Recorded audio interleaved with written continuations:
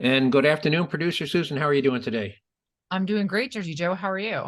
I'm just fine, thank you. Fall is here. All the leaves blew off the trees. Yep. Um, did I understand Penn State didn't have a good weekend this past weekend? Yeah. Even though Harbaugh got suspended, Yeah, Michigan still beat us. still couldn't turn it into a win. Well, they're still what, 7-2 for the season? Yeah, we still have Rutgers this weekend for you Jersey people, and then Michigan State on Thanksgiving Well, weekend. even though I'm a Jersey guy, I don't hold much hope for Rutgers beating Penn State. Has that ever happened?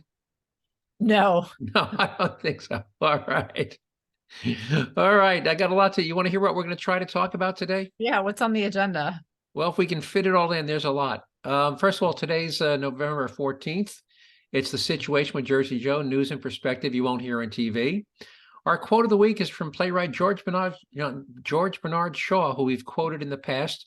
Yep. And this comment is on what is more dangerous than ignorance.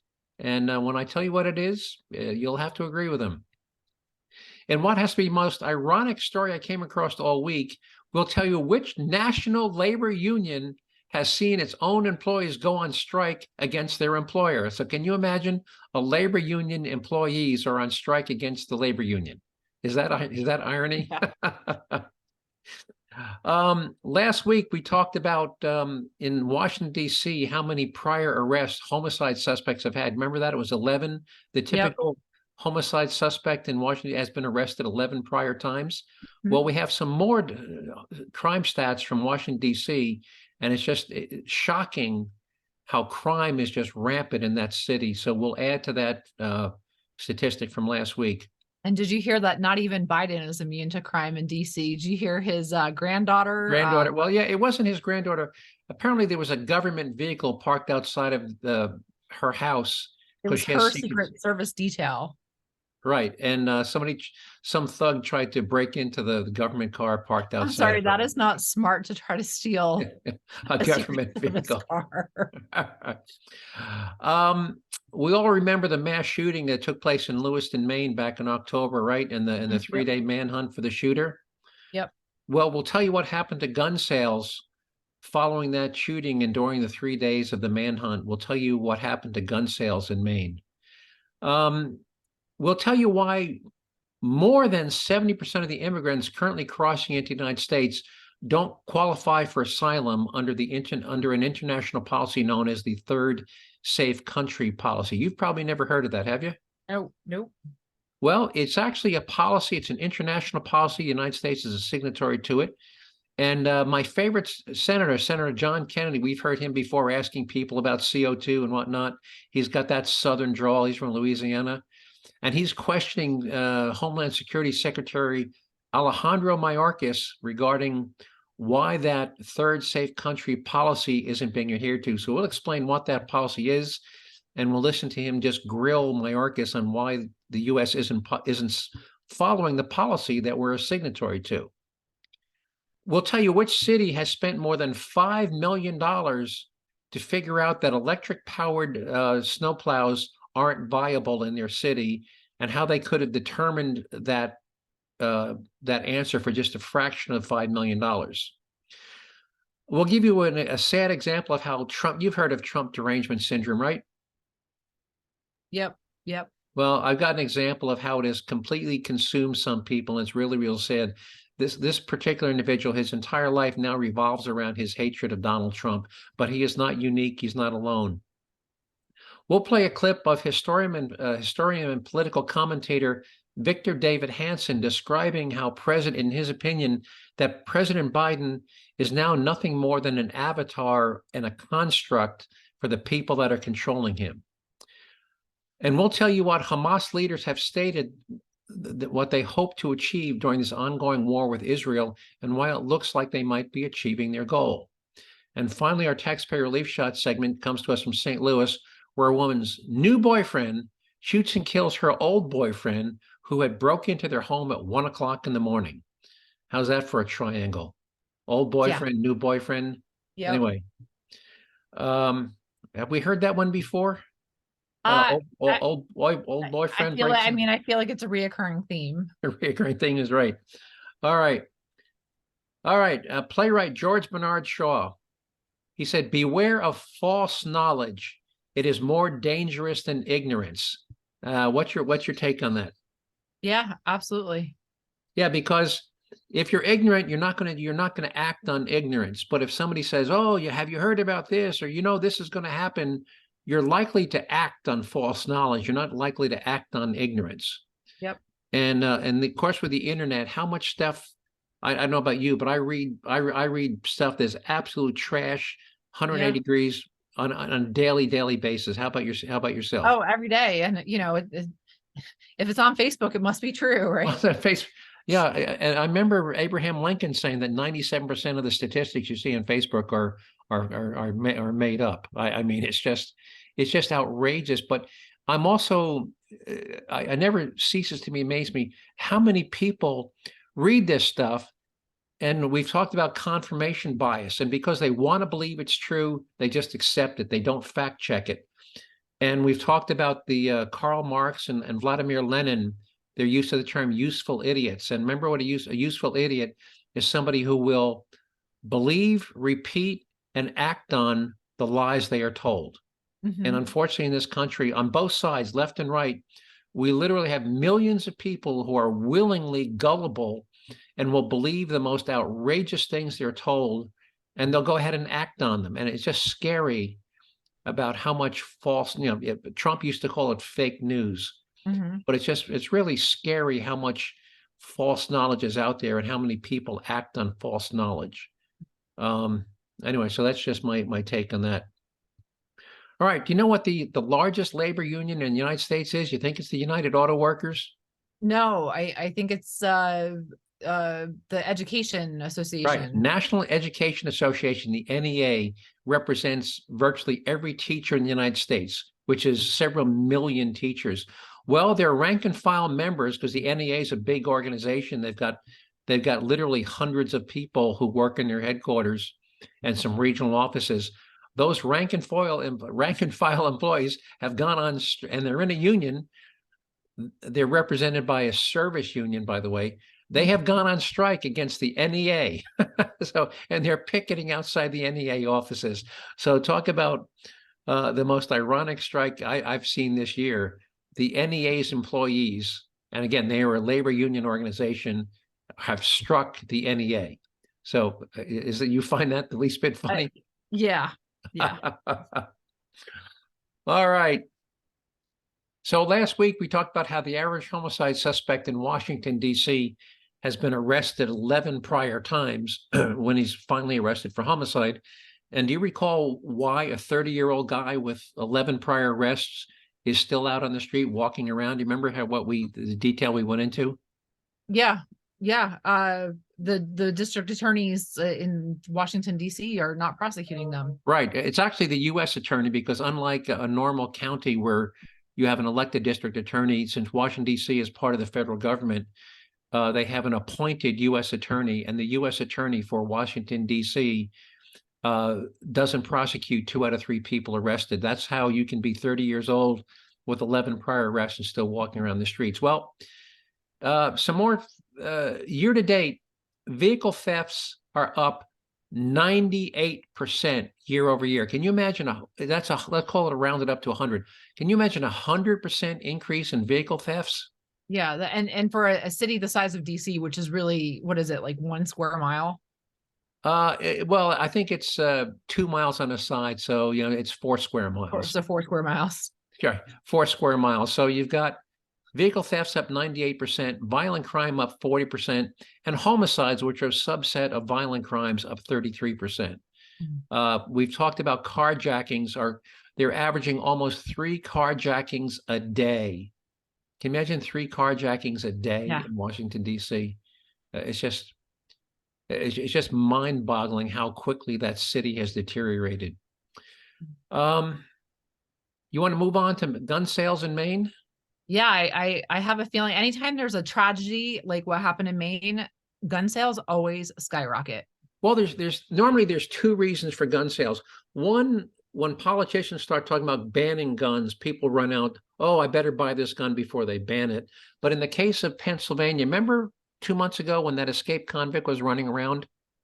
Well, there was two escaped convicts running around the state of Pennsylvania. Right, There was right, one in Philadelphia, and there was one in the Northern Tier. So you got to right. clarify And if they're escaped convicts. right, and in both of those incidents, nobody was talking about banning guns, but in both cases, people were fearful that that escaped prisoner might try to break into their house in the middle of the night. Well, that's what happened in Lewiston, Maine.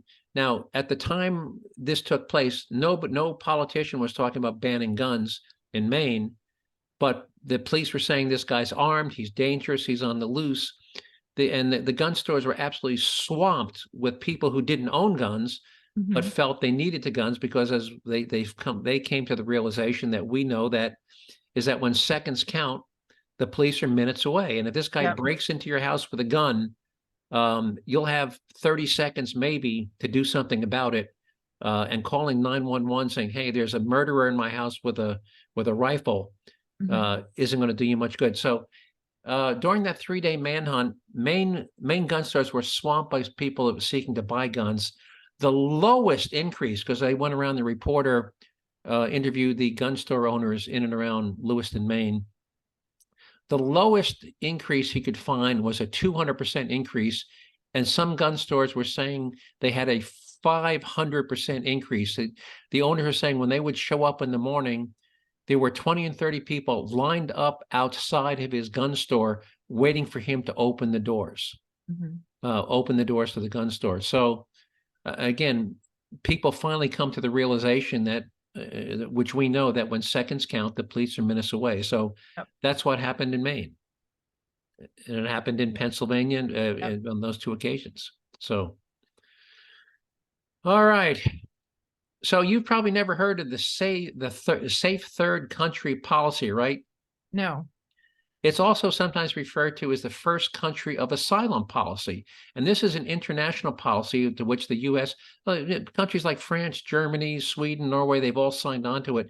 And here's what that policy says, basically. It says, under that policy, no immigrant can claim asylum in a third country if they've already made their way to a second safe country from where they are not in danger of political, racial, or religious persecution they claim they're freeing from. So, for instance, if you're fleeing from, say, Syria because you're being persecuted because of your religion, you're a Christian and you're being persecuted, if you make it to Italy, you can't keep going to France, because once you make it to Italy, say you jump on a boat and you cross the Mediterranean and you make it to Italy, Italy is your first country of asylum.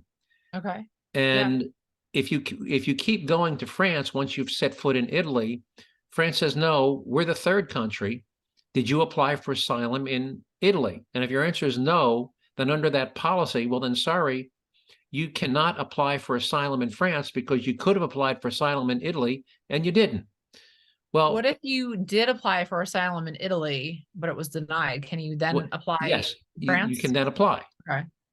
But now that brings us to our southern border. In this clip I'm going to play with my favorite Senator John Kennedy interviewing Homeland Secretary Alejandro Mayorkas, it comes out that, you want to guess what percentage of the immigrants coming across or from Mexico are not from Mexico? You want to guess what that number is? I think that the majority of them are from below Mexico, farther Central America and South America. Well, not just there. They're also coming in from Somalia, Lebanon, Syria, China.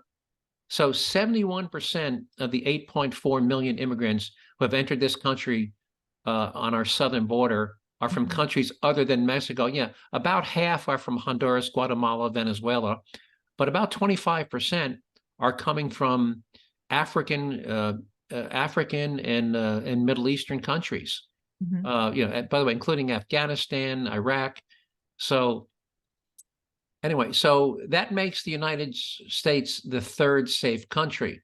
And what the policy that the United States is a signatory to says, unless, if you're coming from Mexico and you're not a native of Mexico, unless you've applied for asylum in Mexico and been denied, you are ineligible to apply for asylum in the United States. That's what the policy says, which means that, and I guarantee you when you hear this, none of these by the way, 71% of 8.4 million is 6.6 million.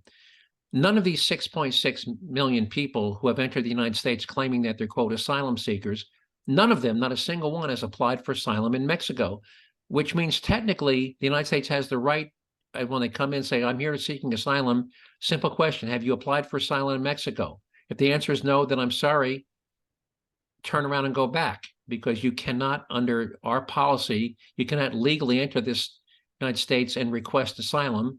So until you are first, these people though, I'm are they sorry? requesting asylum in Mexico, and is Mexico turning them down? No, they are not. Absolutely, they are not doing that. No, they are not applying for asylum in Mexico. So let me play you this clip. And it's only part of a clip from my favorite senator, and I'm bringing this in midway. Again, this is, by the way, Senator, he sounds like a country hick. He's a Harvard Law School graduate. So here's my favorite senator grilling Secretary Alejandro Mayorkas. Here we go.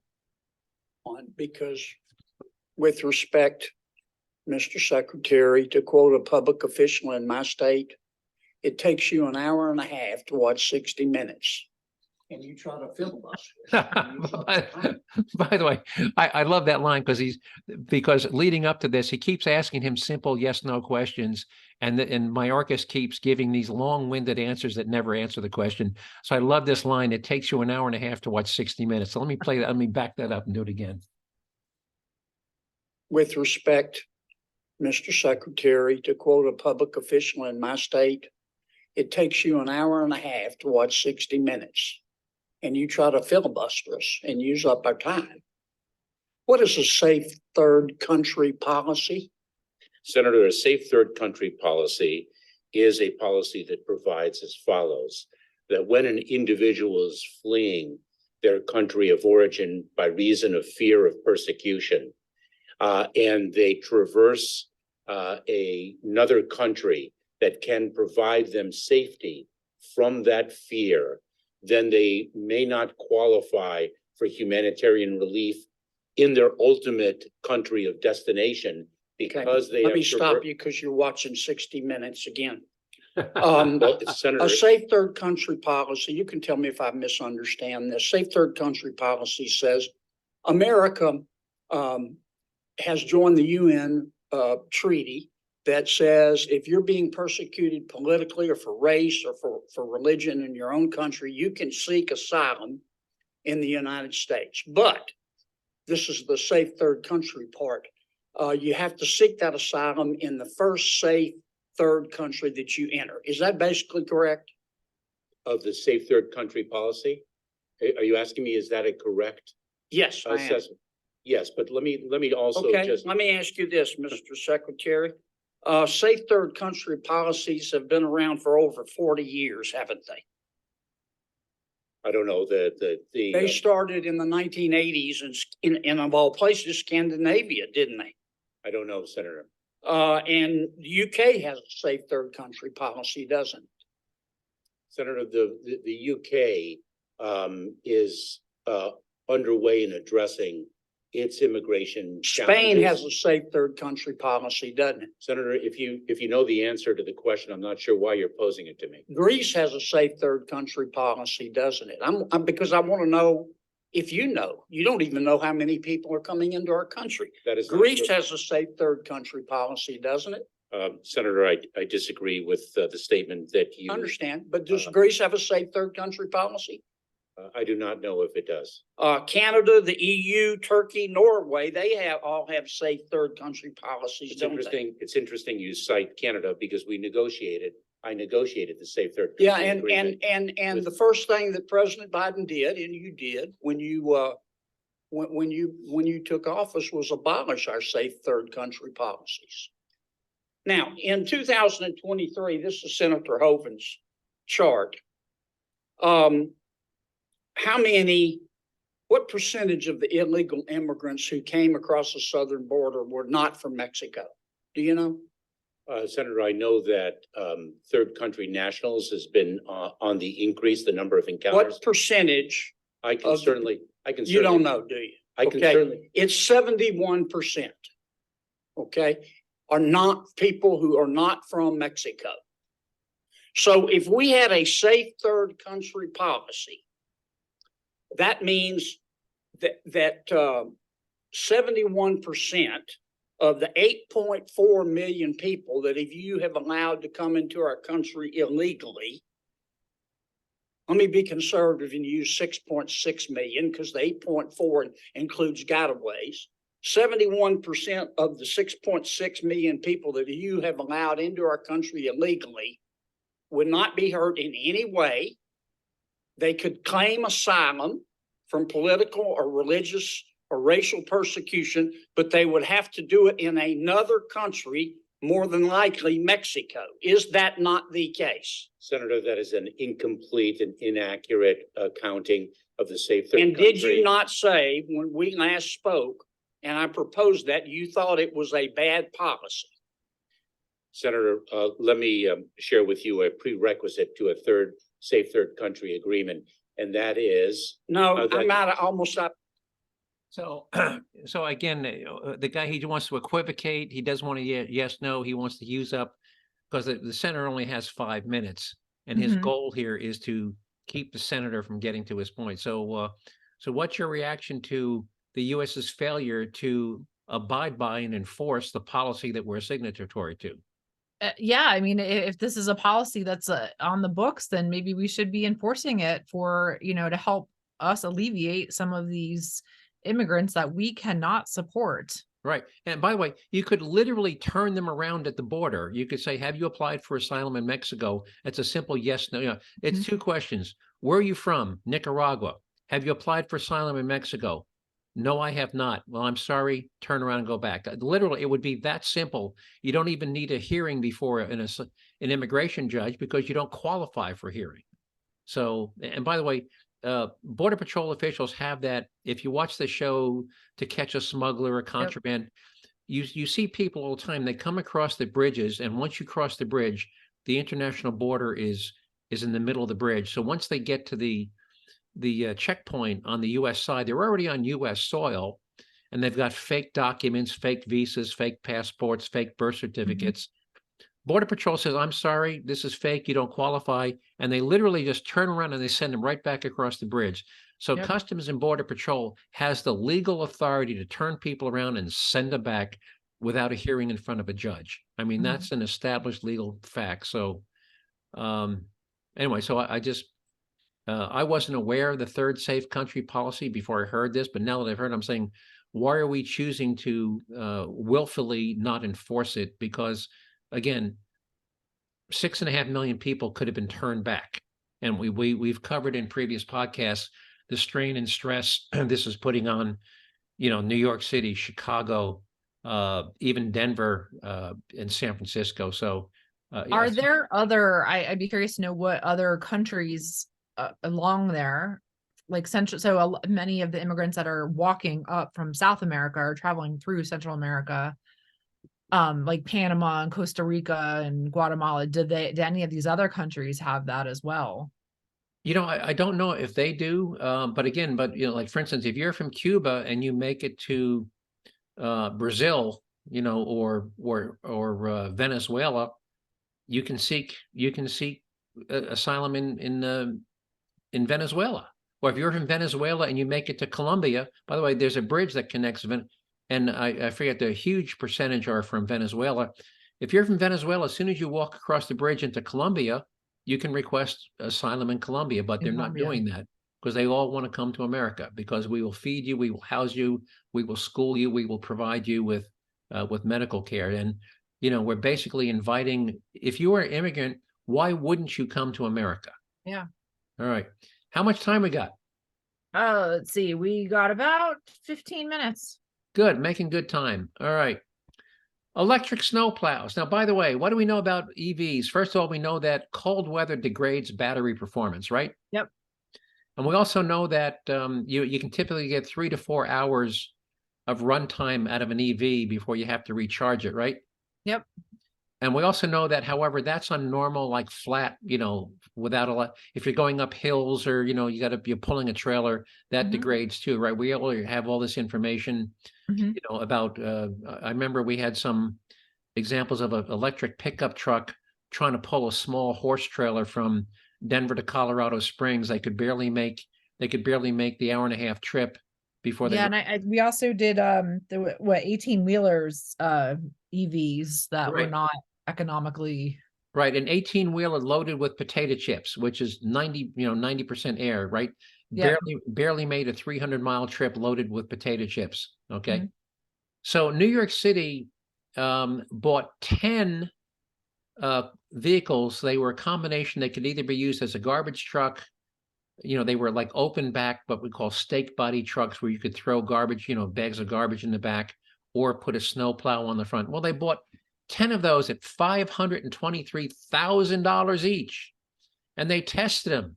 And after a year, they determined the vehicles were not suitable for use as snow plows because the combination of cold weather degrading the battery performance and the inability of the trucks to continue plowing for more than just a few hours before needing to be recharged for 5 hours is what led to that decision. Now, we all know Wait, they that, actually had to test this theory? yeah, they had, did they really need to spend Haven't we already established this is common knowledge? common knowledge?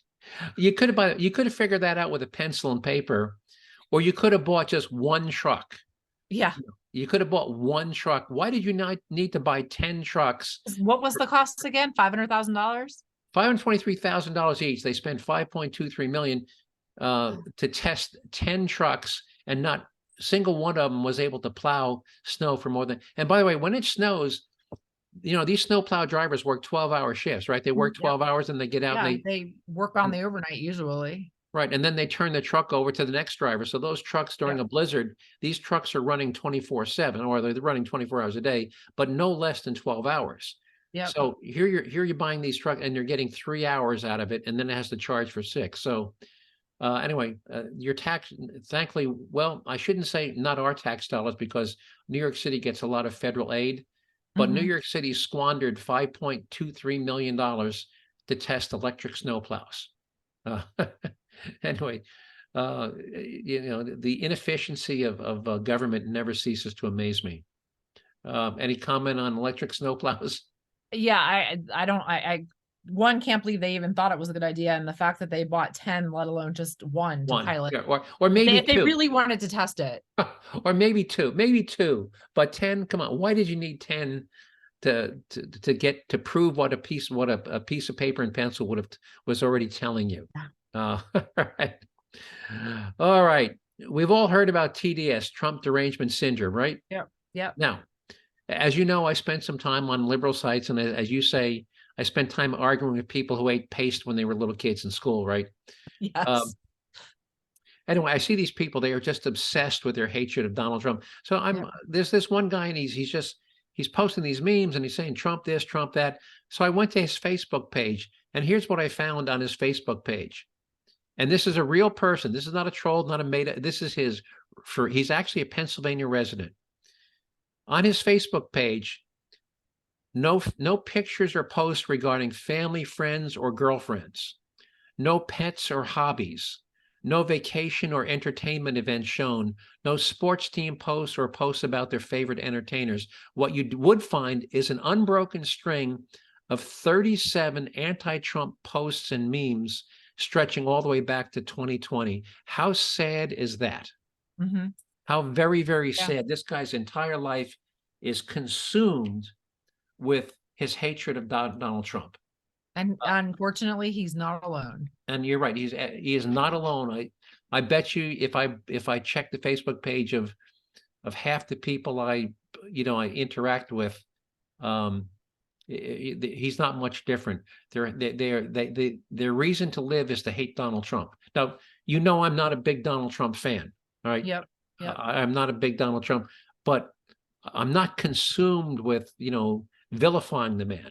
Mm-hmm. So anyway, that's I got better things to do with my life.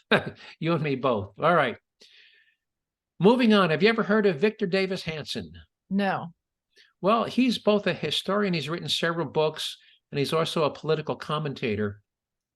And he wrote a book, and the book starts off about how the ACLU and how the liberals now hate free speech. They want to be able to shut down anything you talk about, they don't like, they want to call it hate speech, and they want to censure you, and they want to shut you down. In fact, we talked about how some conservative speakers get, when they get booked into a college, the college has to cancel because they're burning cars and they're rioting and breaking windows. We've talked about that in the past, right? Conservative. Anyway, so he starts off, but then he gets to Biden, who he claims is basically become a puppet, of his hand. He refers to Biden's handler. So I'm jumping in here about 3.5 minutes into a 5.5 minute interview with Victor Davis Hanson. Here's his thoughts on Biden. And when they see Joe Biden at the beach, out in front of a home that he got through ill-gotten, basically bribes, and somebody asked him, got a comment about Hawaii? No comment. I'm on my beach. I don't care if their beach is in cinders. He doesn't care, Joe Biden. He's just a construct. He's not even a president. He's just a figurehead. He's not even a figurehead. He's just a paper cutout, cardboard cutout. Like you go to the supermarket, you see some full-size local celebrity that's cut out of paper, hawking something. That's Joe Biden. It's the Obamas, it's Bernie Sanders, it's the squad. They're running the country. They'd like him that way. They want him to run for re-election. He's a facsimile. He's a surrogate. He's an avatar. He doesn't really exist. He can't do the job. He doesn't know where he is. When he finishes, he can't finish a sentence. He slurs. It's the most miraculous thing I've ever seen. And they're just telling us that he's got a great presidency. He's dynamic. He's vital. No other president could be so busy and resilient as Joe. It's not true. I don't know how we're going to deal with it, but so far we haven't had a national crisis. Because if we have a national crisis with, say, Russia over Ukraine or Iran over its bomb, I don't know who's running the country. I don't know who's going to negotiate for it. Anthony? Well, I'm going to end it there. And by the way, to go one step further, you probably didn't see it, but Veterans Day, it's historically the president lays a wreath at the tomb of the unknown soldier. Now, Biden has done, this was Biden's third year to do it in person, but for also 8 years, he had always accompanied, the protocol is when the president goes to lay the wreath, both the vice president and the secretary of defense go with him to Arlington National Cemetery. So Biden has observed Barack Obama doing this 8 times, and he has previously done it himself twice. Well, this was his third time, and the protocol is you walk up with the wreath, you lay the wreath, you take a step back, you fold your hands, you bow your head, you say a prayer, and then you turn and return to your seat. If you watch the video of this Veterans Day, after he did that, he bows his head, and then he turns and he's looking around like, literally, where do I go? And one of the Marine guards has to come up and take him by the arm and literally point to his chair. Yeah, it was so sad for the Marine guard to having say, Mr. President, you need to go over here. Yeah, I actually did see that. And like I totally forgot about the fact that, this is the third time he's done it himself as president, but I forgot that he accompanied Barack Obama 8 all these years. Right, during Obama's 2 terms. So he's witnessed the procedure 8 times, done it himself twice, and now this time in person for his third time, when he turns, he literally doesn't know what to do. So, if you needed any more evidence of his mental decline, I believe that's, that was very, very telling. Anyway, anything you want to add to that before we move on to Hamas? No, but we only have about 5 minutes left. If you want to, I don't know if you want to talk about Hamas or if you want to do your taxpayer relief shot. Okay, we'll save Hamas for next week, but let me, I'll give you the whole story next week. But Hamas has basically stated that their goal is to achieve a perpetual state of war with Israel. They don't want the war to end. And I'll tell you why they want the war to go on forever. And that's their goal.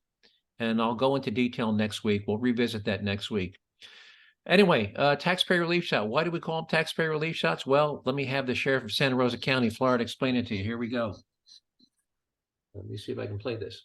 Somebody's breaking in your house, you're more than welcome to shoot them in Santa Rosa County. We prefer that you do, actually. Hopefully you'll save the taxpayers money. All right. And this one comes to us from St. Louis. where it's 1 o'clock in the morning and the ex-boyfriend breaks into the girlfriend's house. And let me get this.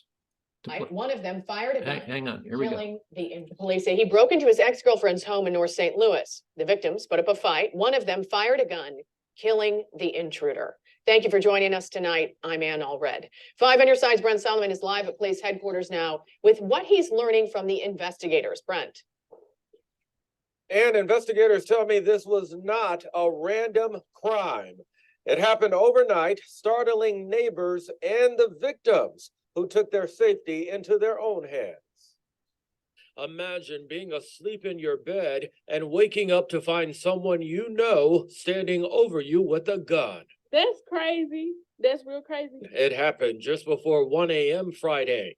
Our cameras rolling after the crime here on Taylor and San Francisco Avenue. Oh, wow. In this house right here? Yeah. This corner right here. Police say when the intruder approached his ex-girlfriend in bed, the woman's current boyfriend grabbed his gun and fired several shots at the suspect.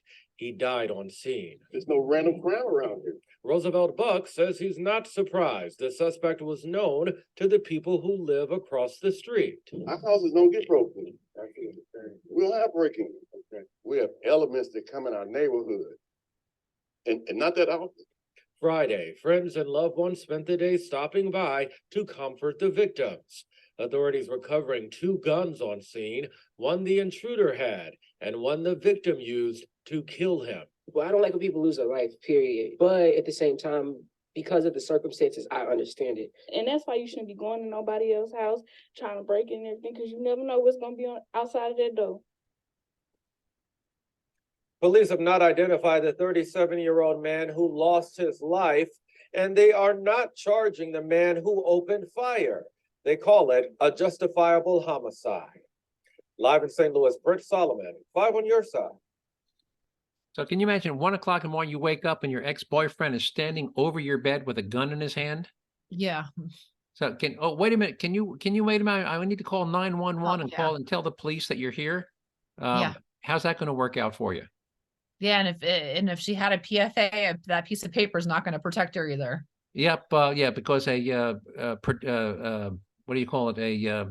Protection from abuse. A restraining order is just a piece Yep. of paper. Yep.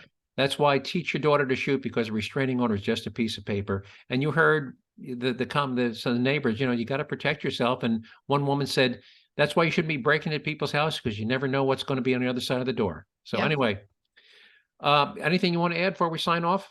Nope, we're running out of time. All right. Well, then thank you for listening. JerzeeJoe.com, JERZEE, JerzeeJoe.com. And we'll be here next week, and thank you for listening. All right. All right. Talk to you next week, producer Susan. Take care. Bye-bye. Night.